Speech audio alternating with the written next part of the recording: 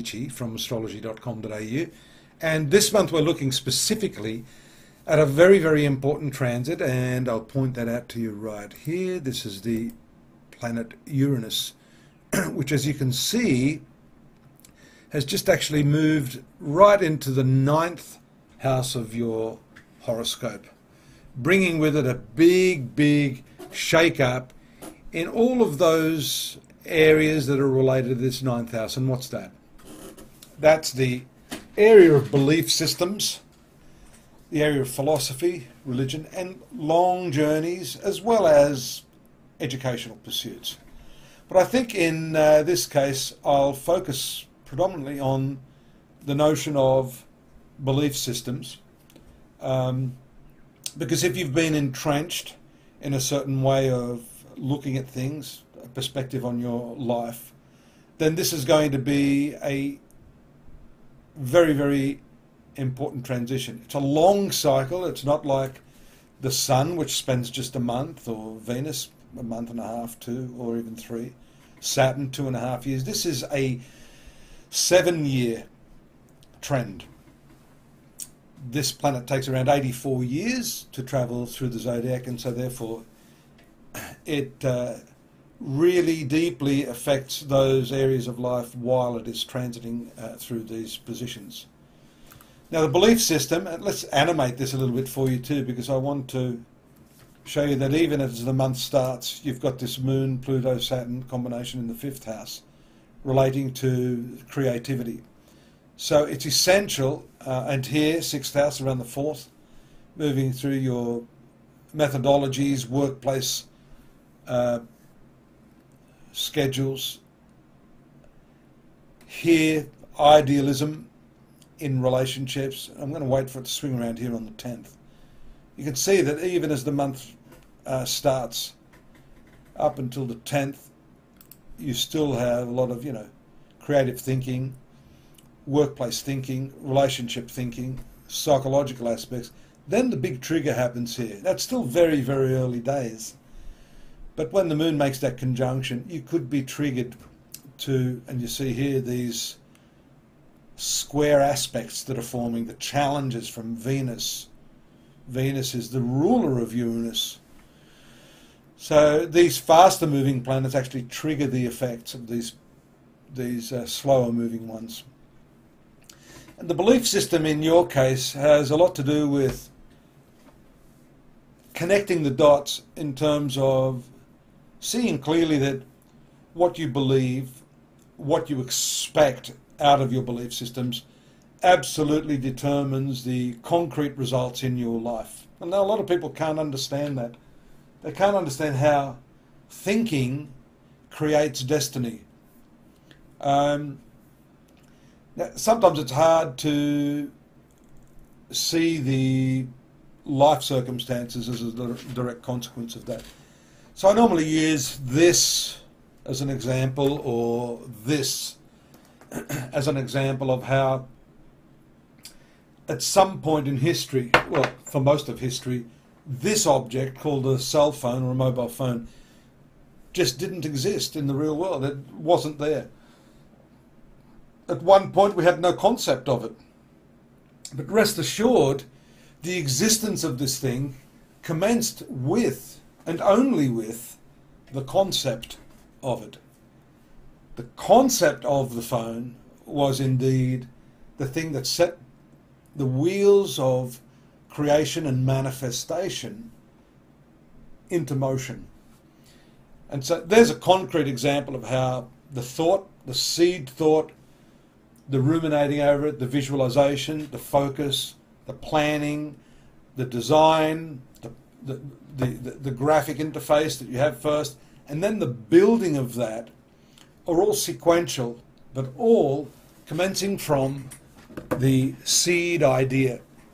Now, the belief system that I'm talking about also relates to this very process. The seed manifestation, the idea or the belief of something, manifest that in your life. For example, I am not good enough. This is a seed concept, that actually manifests in time. Over time, the focus on a seed concept, a seed belief system, does actually manifest in time. Now, the movement of this planet in the 9th house over this next 7 years means, for whatever reason, and some people are wondering watching this, does Dadhichi mean Uranus is going to destroy the seeds of good thinking or the seeds of bad thinking and bad belief system? Uranus, usually, if you look at it historically, if we look socially, the way it actually revolutionizes things, it's disruptive in nature. I call it the disruptor. We've seen its act in the technology industries, the creative industries over the last 20 years. It's disruptive. It can be very, very difficult while it's initializing the changes that are going to be made, but ultimately it is for progress. So you need to work with this. You need to work in concert with the effects it's going to give to you, and they will ultimately be very, very good. You should start with that now, and in particular there around the 14th, you see here the moon swinging around in conjunction with the sun. This is called the new moon. That new moon then very quickly moves into the opposite sign, as Mercury does into the 11th house, into this tough opposition to Saturn. So the belief systems extend beyond just building a cell phone, philosophical beliefs.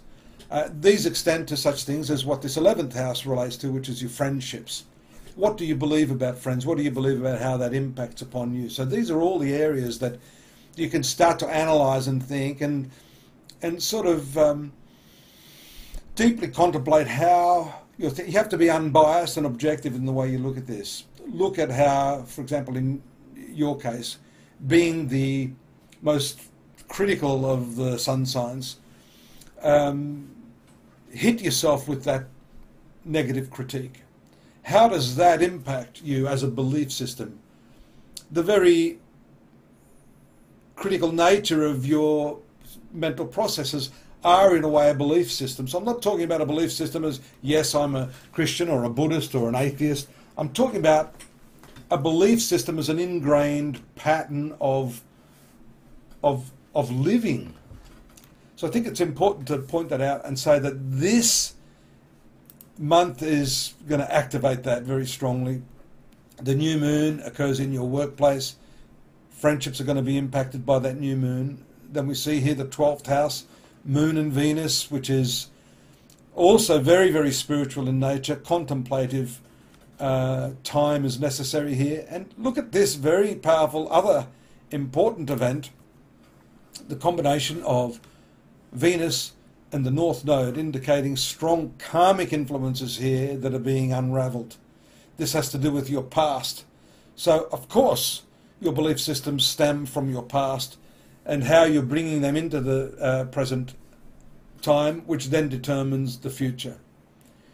Here, as it moves into the opposition of Uranus around the 23rd, conjunction of Jupiter, there's a wealth of exchange of ideas.